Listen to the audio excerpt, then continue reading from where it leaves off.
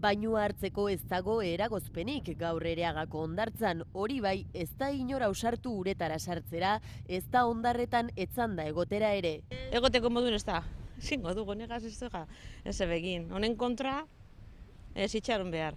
Chaqueta de diciembre, pantalón vaquero y solamente me falta un gorrito ya. Eguzkirik ez eta gainera haize zakarra dabil eta temperatura 10–13 gradu artekoa da.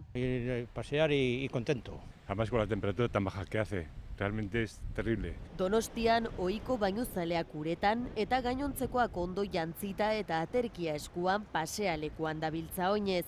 Eta sasoiko lehenengo eguna da baita Gasteizko igerilekuetan ere. Ta bai, gura ditxarra, jende gutxi etorri da eta beste egun bat izango baritz bezala, hemen egongo gara eta gure lana egiten. Denboraldi hasiera kaskarra izaten ari da gaurkoa, hala ere laster eguzkia irtengo dela diote iragarpenek, horren zain daude denak.